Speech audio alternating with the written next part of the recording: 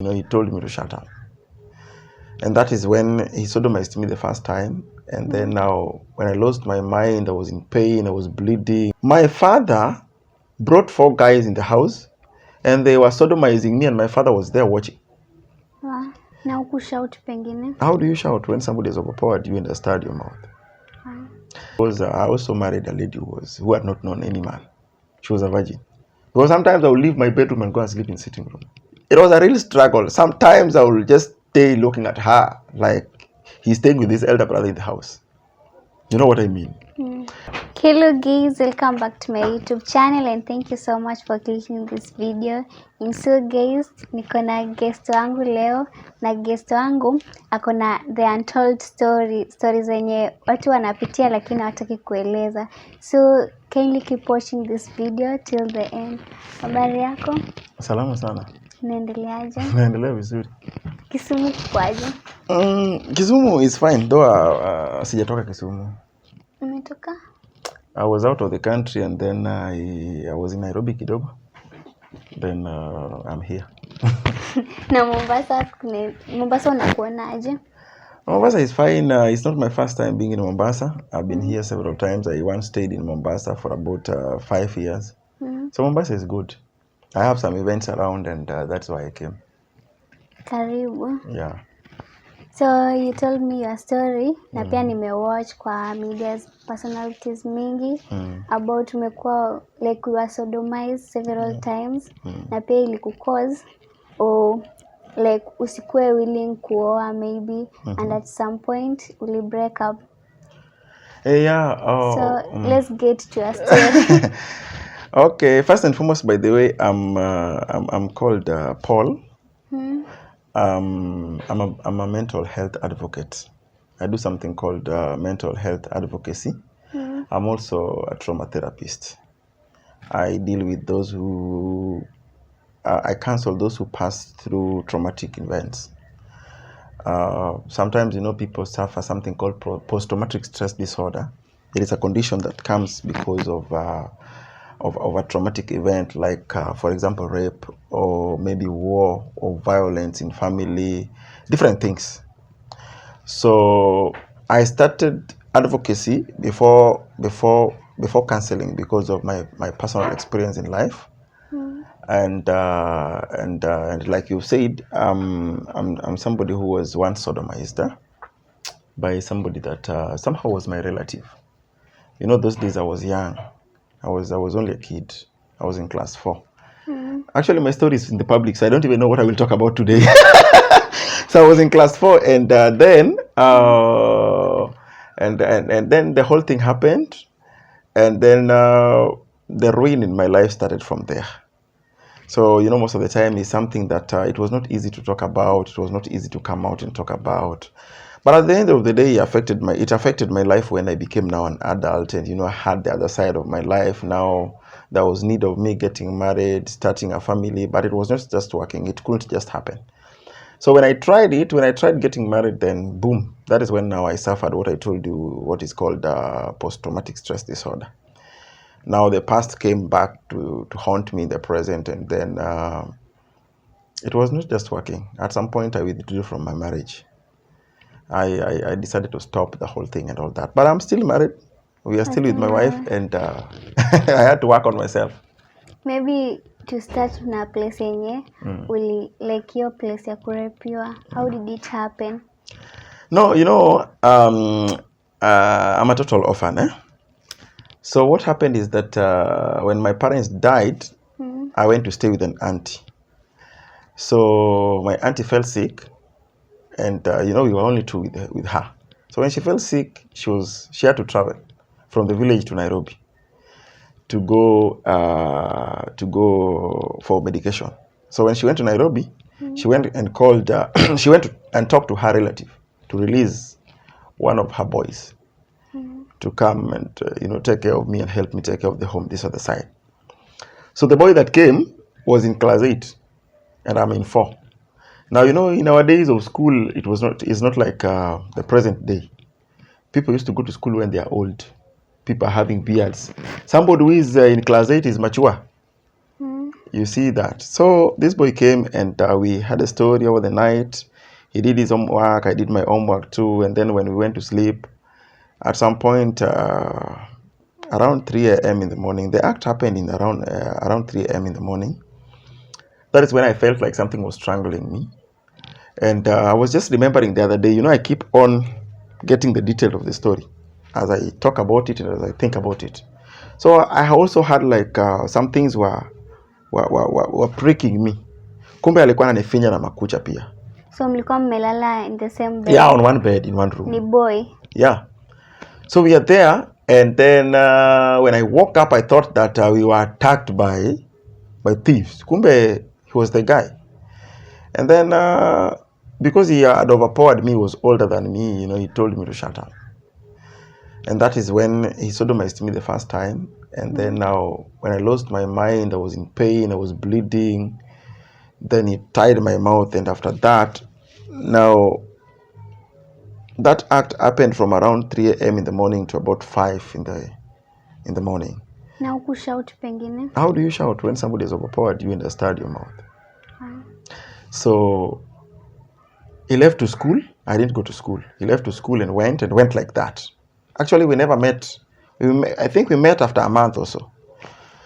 So I left. I remained home. I'm in a pool of blood, and you know, there is nobody I can talk to. There's nobody there to help me. Life was just a mess. And then I remember I warmed water. Somehow nikima tu ilikujia, I warmed water and I sat on that water. So hakukuwa na someone else apart from No, my auntie was the husband had died, and she only had one daughter who was already married somewhere else in Kisumu. So she was my auntie, yes, but she was old. So she was a grandma. So we were just with her. So actually I was the one to help her take care of the errands at home and all that. So when the act happened and she was in Nairobi and I was in the village, I remained alone without anybody to talk to, and life was just a mess. So how did you react to it? You know, being that I was a child, I started asking myself so many questions like, what was that? And why would that happen? And then somehow I started developing some sort of bitterness in my heart. And then I also developed hatred towards men. But you know, at some point, I was also sexually molested by a lady when I was young, when my parents were still alive. After that? No, before that. Before that? Yeah, my parents were still alive. I think we were in class 2. There was this nanny who used to take care of us at home. And then in the afternoon hours when we had come from school, then we were supposed to be sleeping during the day. So after washing us and giving us food, she will lock us in the room and start playing with our private parts. And then all of a sudden, she's telling you to sleep with her. So combine that with what I passed through, the act of sodomy, then I developed some sort of unbelievable bitterness. And then I grew up with that bitterness, hating people, always myself, not jovial, thinking about life, and 1 + 1 was not just 2. Life was a mess. Now after the act happened, what will you react aje shule? So No. obviously in the morning you went back to school. No, I didn't go to school. I think I didn't go to school for almost 2 weeks. I was just in the house. I was at home. And when the act happened, I didn't talk about it up to the time I think I was in Form 3. The first time I talked about what I went through, I was in Form 3. Because I remember when I was in class 8, I tried having a girlfriend out of peer pressure. And the first time I tried the act of intimacy, life was a mess. Because I remember I had sex with somebody who was a virgin. This lady had not known what is sex. And then I'm also here, but because of out of peer pressure, you want to give in and try.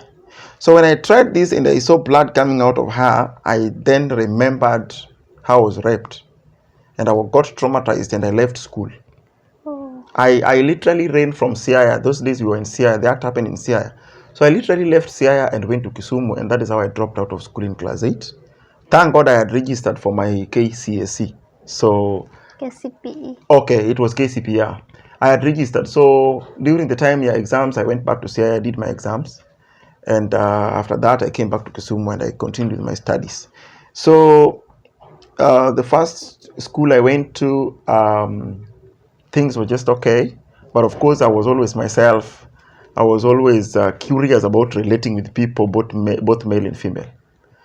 And then at some point, because I was also epileptic, at some point I left school. That I changed school. So when I changed school, that is when I talked about my condition for the first time, because there was this boy, a friend of mine, who was always there with me. We were somehow we were very close. So I opened up to him when he was, like we were talking like buddies. And he was like, Paul, I've never seen you with a girl, and what's up? I told her, me, I don't do girls. So she thought I was doing boys. I told him I don't do boys too. Oh. So, and then you had already broken up with that lady? It was not even a breakup. Like when I fell into trauma, I ran away and I left her from Siaya. So the story ended like that. And she never looked for She you? never looked for me. We were in school. We were in class 8. I was in class 8. She was in class 7. So we were still young people playing some what people call peke ponky. So after that, then when I opened up to this guy when we went from 3, and then this guy misunderstood me when I told him I was once sodomized, and he went out and told my friends that we are having a gay in school. In the same class? Exactly, we're in the same class. So he went because his friends were my friends. When you are a friend to somebody, and then sometimes you're tempted to introduce your friend to your friend's friends, like that. So the chain continues. So when I told him, like, this is what happened to my life, what he did, he went and told our friends that Paul is gay, and so people started abusing me in school. Kumbe no wonder.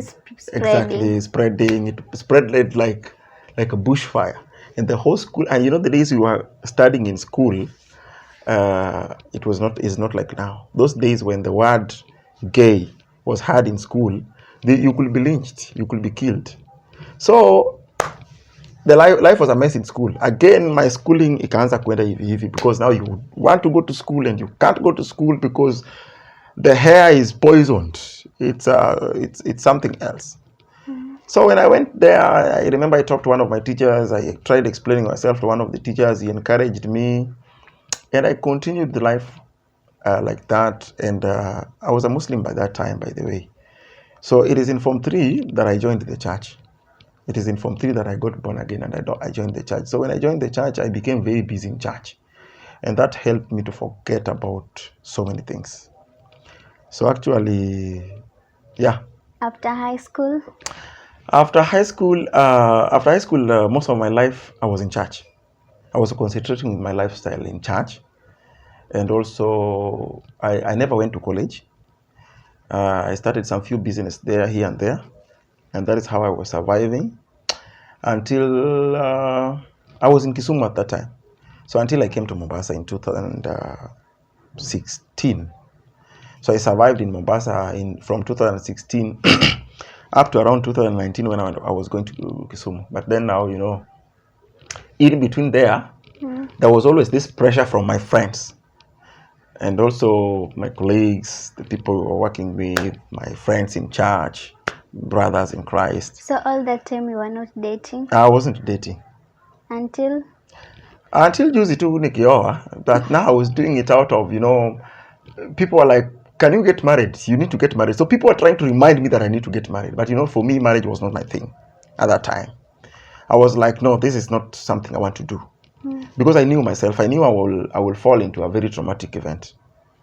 So anyway, life became life, and I decided to get married. Because at the end of the day also, because the friend I'm telling you had told the people that I'm gay, he remained a friend despite all those things. And when we left school, somehow that story was also in the community. Exactly. Sometimes it will just pop up. He will go and tell my friends in around our neighborhood that I'm gay, and sometimes people will abuse you and talk about it. Sometimes even in the church, at some point he went in the church and told one of our leaders that I'm gay. And how did the people react? That was a mess. That was hell on earth. I almost committed suicide, by the way. I attempted suicide. At that point? Exactly. because you can imagine at that time, I was like a leader in church, and then there is that expectation that comes with leadership, and there is also that that is how people see you. You are a role model to people, and then all of a sudden they hear that their role model is gay. Or quite discouraged. It was wow, watch a while quite discouraged. Myself, I felt like the earth should open and swallow me so that I could go inside. It was a mess, and it's a big church. So life was not easy, and those are some of the things that compelled me to get married. Because now I also wanted to prove a point. I wanted to tell these people that I'm not gay. You see that? Because sometimes being gay is something very abominable. It's something I cannot advocate for as a Christian, and therefore, to be called one inside the church, it's a mess. It spoils. Yeah. So I got married, and after getting into marriage, life was a mess. Kwanza uliconvince aje odem juu? Alikuwa anajua? No, I didn't tell her anything. In fact, the reason why I didn't tell her anything is because the first time I tried getting married, somebody went and told the lady I was supposed to marry that you are going to get married to gay. Alafu, what happened? We had to part ways because there was no way I was going to convince that lady that I was not gay, because the person that talked about it was somebody who was very close to me. So how was I going to convince her? So I told her, it's well, let's just part ways. After how long? The relationship, I think, took not less than 6 months. Yeah, so we parted ways, and when I was getting this other one, I became tough, and I became very defensive around her. I didn't want people to talk to her. I didn't want people to tell her anything, because I knew these people are going to mess up. So things happened so quickly. Actually, we met, and within, I think, 6 months or 5 months, we were doing already a wedding. We did a wedding in church. So after that is when now things turned to something else, because now when I entered marriage, I don't know, maybe I'm blessed because I also married a lady who had not known any man. She was a virgin. Now, being her lacking experience in me on this other side, having my own things, was a mess in our first, I call it honeymoon, or whatever it is. The first days in marriage was hell on earth. So, ulishare story yako kwake kwanza? Oh, no, I didn't tell her anything. But now my reactions and actions in the house was telling her that there's a big problem with this man. Because sometimes I would leave my bedroom and go and sleep in the sitting room. Why? And life was not easy. It was a real struggle. Sometimes I would just stay looking at her like he's staying with his elder brother in the house. You know what I mean? So life continued like that until it reached a point. I got brain lapse, and I developed high blood pressure, and I got depressed. And that is the second time now I was suicidal. I was again almost committing suicide. I remember I was rescued here in Mombasa. That is last year. Should be last year. Last year. It should be last year or last year but one. So I was rescued here in Mombasa. I started going for my therapy here in Mombasa. It is here in Mombasa that I developed passion for mental health advocacy. And I'm also doing gospel music, by the way. I'm releasing my first album anytime next week. So it is here in Mombasa that I started going for therapy. And that is how I understood myself. I understood who I am and what happened to me and what I needed to do to overcome the situation I was in. And after understanding myself, I also came to the understanding that I wasn't suffering alone. I realized that so many men suffer properly, but out of fear of the unknown, or fear of public opinion, or fear of rejection and stigma, they decide to die in silence. So I decided, let me come out and talk on behalf of these men, talk about my story, teach them about this thing, and help them also overcome their situations. And that is when I went back to school and I started studying human psychology. I'm a student right now.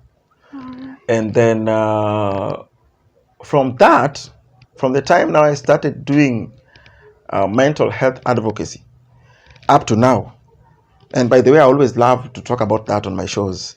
I have received cases that were worse than mine. In fact, sometimes they say it was better for me to come out and talk about these things, because sometimes I receive cases and like for example, there's a case. I won't mention the name of that person because he's my client, but of course I can mention the case. Yeah. There's this client that called me when I left Ramogi TV. I think it was either NTV or Ramogi TV. I had done a program there, and then he happened to have watched one of my programs. And then he tells me that, you know what, Paul,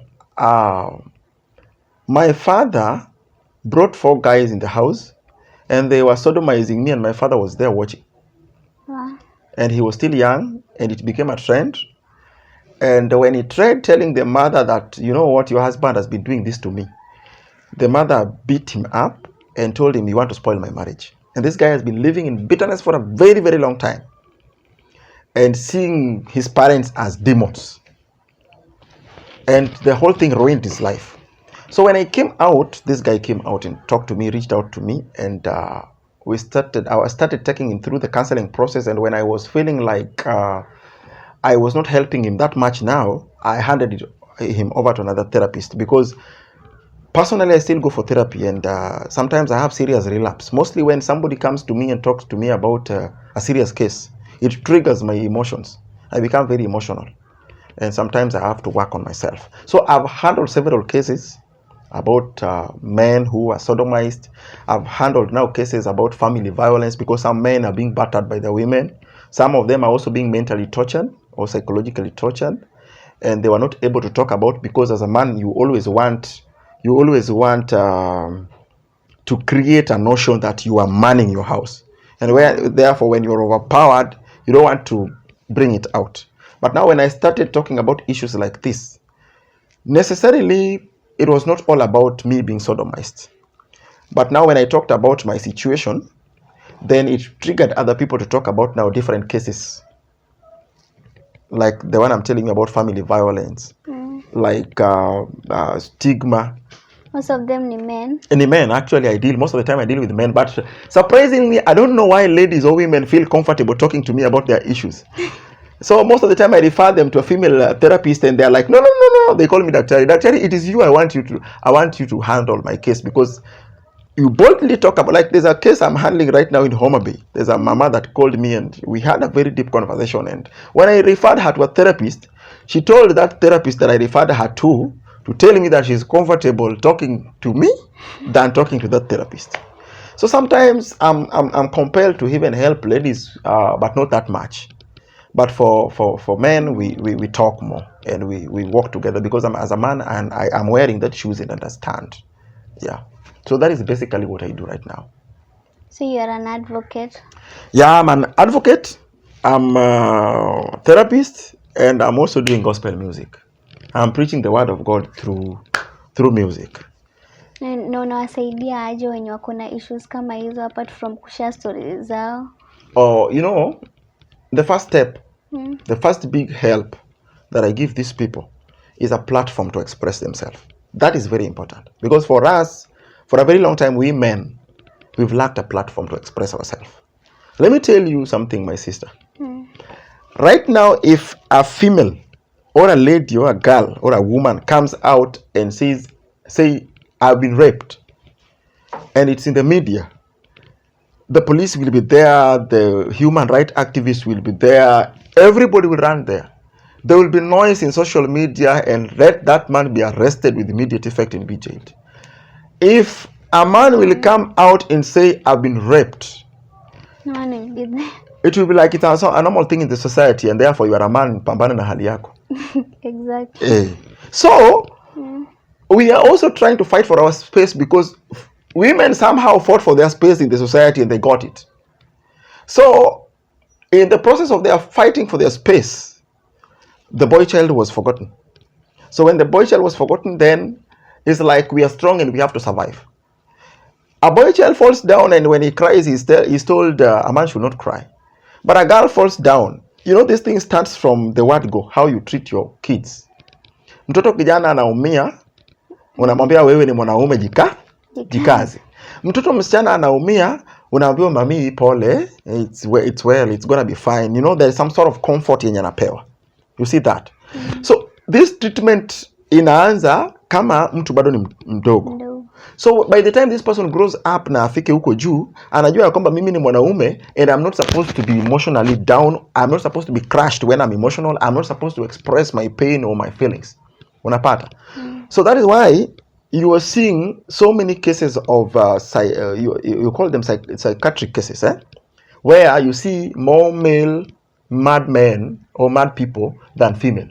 It is easy to spot a male mad person in the market than to spot a female, because you ladies, even in a relationship, you will always tell your boyfriends or your husbands that unanifanya nini, all that. You always express it.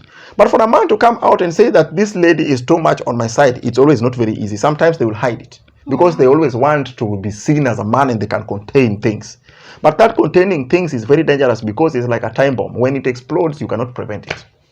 Yeah. And what have you learned kutokea kwa hiyo experience yako na kusaidia watu pia? No, it's not even about learning. Personally, I've taken this as my calling. I've taken it as a special calling, and I thank God for it. Because right now I am able to understand what I couldn't understand before. I am able to know things that I didn't know before. And also, my take on life has changed. I used to be a very strict person. Very, very strict. I'm still strict right now. But I'm strict depending on what is making me to be strict. I am somebody who was, I was not very much, I was not quick to give people attention. Like I would brush things off and maybe judge them. You see that? But out of my life experience, mostly leave alone the rape part. The time I suffered post-traumatic stress disorder and I was even trending on social media. In fact, just the other day when people now realized that I was suffering, then some of those people started deleting the things that they used to type about me because they realized they were messing up. But I remember how I was trending for almost 2 or 3 weeks in social media. And people were abusing me, others calling me like I left my marriage because I was gay, others said I am married to another man here in Mombasa. People came up with things. Let me tell you, when you will be down, you will know your friends. Even my own friends started saying things that were unbelievable. So when now I got out of that and I understood the world, I also started treating people differently. You see, some people, let me tell you, I am not advocating for gayism because I'm a Christian, I'm a born-again Christian. And I can't advocate for that. But let me tell you, some people are suffering not because, some people are doing certain things not because they want to do those things. But they were subjected into these things and they do not know a way of getting out of these things. And sometimes people do wrong, not because they don't want to do those, not because they want to do those wrongs, but because those wrongs may be the right things in their lives at that specific time. So, personally, as an individual, before judging somebody and putting that person into a certain class, I have to listen to that person. And I will advise even your viewers that before you judge somebody, give that person an ear. Listen to that person. Because there is always power and a reason behind every action. Some people are really willing to get out of whatever they are stuck in, but they do not know a way out. And they choose to do it not because they want. Let me tell you something that I've never opened up about. Maybe I will talk about it for the first time today. When I was raped, I developed confusion in my life. I didn't know whether I had sexual feelings for men or for women. You see that? I didn't know whether I have sex with men or have sex with women. I was totally confused. And I kept on now battling these let me say demonic feelings or satanic feelings, because they are satanic feelings. I kept on fighting them. It was a real battle. So it is up to now. It is up to now that that when I had gotten married and worked on myself psychologically and mentally, then that is when I understood what I was battling. You see that? But if I was not help, you can turn out to be something else. Here in Mombasa, people have been raped. I've gone through cases where male boys were raped and they turned to be gays and homosexuals. You see that? Their lives were crushed like that. Now, if you get somebody that can counsel these people, also with the word of God, just not just counseling, because there is always that part of education, part of it, psychology, but also it needs the word of God. There are some things you cannot defeat just like that without God. So when you bring God inside education, you mix God with psychology, then you find the best way of helping these people. I am a witness, and I have seen people that their lives have been transformed. Their life have changed when I talk to them about these issues. And I talk to them about the importance of coming out of these things and also the dangers of practicing them. These people are now very straight people. There's a friend of mine who is getting married soon, who had thought that he will be gay his life. But I told him it's possible to get out of these things. It's possible to work on your life and be normal, because I did it. And he's getting married soon, and I'm proud of him. You see that?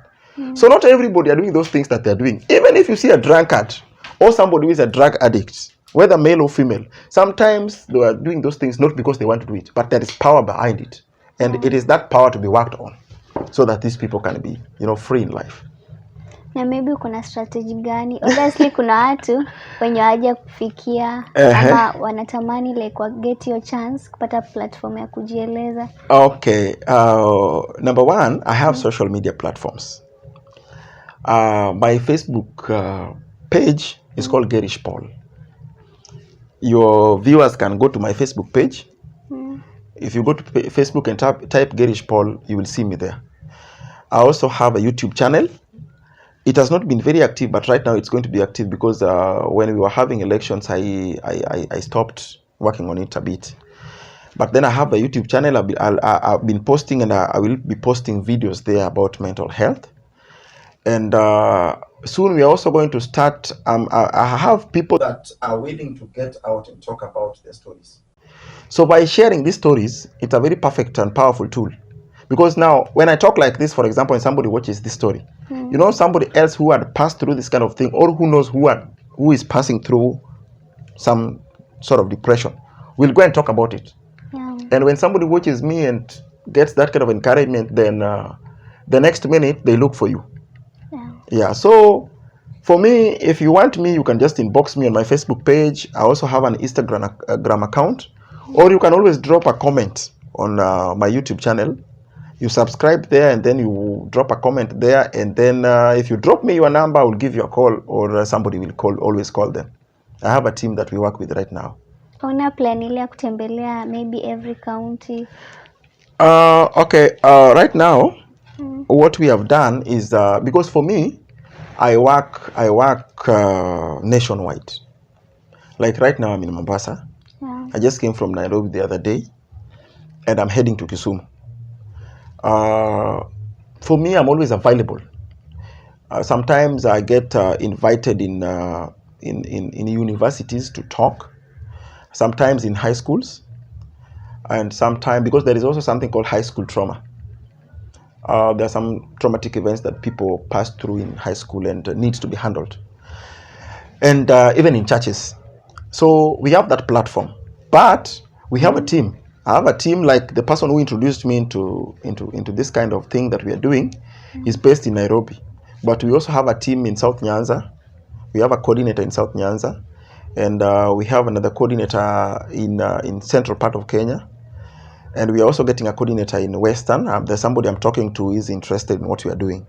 So most of the time when there is an event, we work as a team. We take somebody that is able to handle things like that. But we are trying to, if it is the will of God, we are trying to work around creating a bigger platform where we can now use a massive awareness to educate the world and to educate the nation about men's mental health, the importance of men's mental health, the importance of their stability, the mental health stability.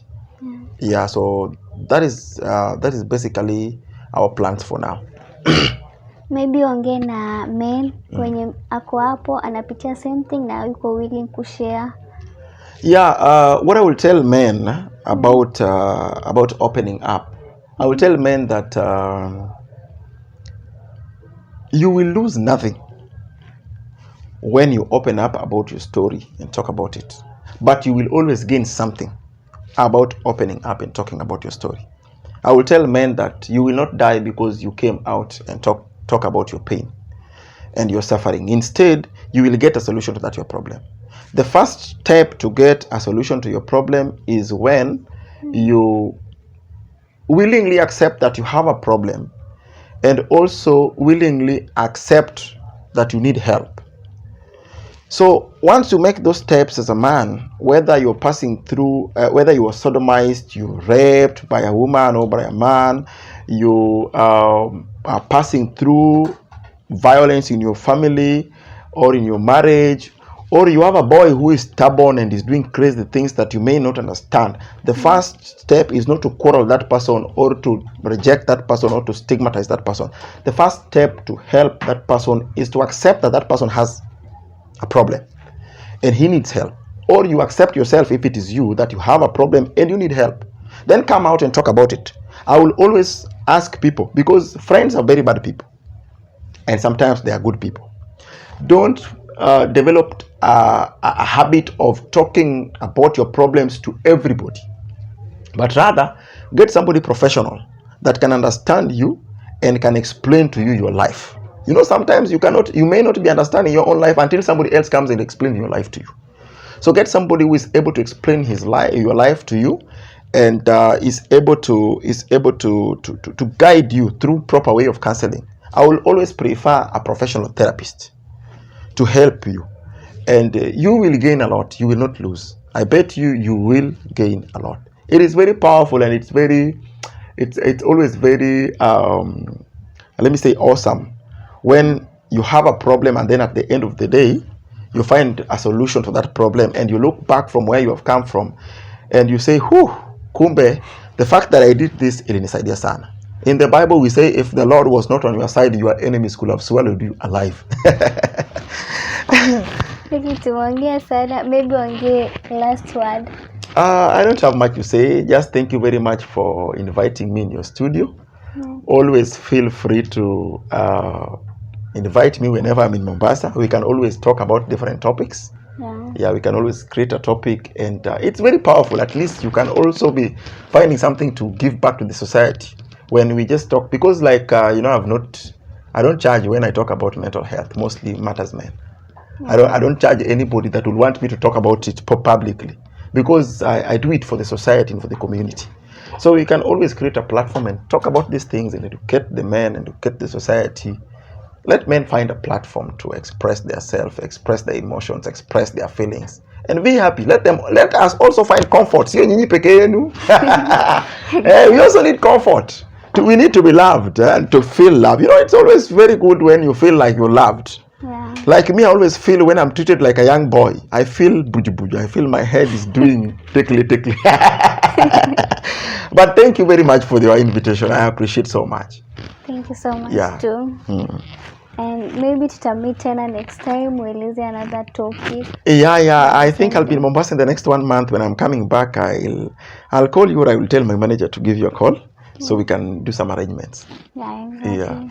Okay, thank you so much for your time. And if you are watching this video na uko na story maybe unataka kuelezea, Gerish is here. Unaweza reach out through Instagram, Facebook na pia my YouTube. I have a YouTube channel. Na atakusaidia. So thank you so much for watching this video, and let's meet next time.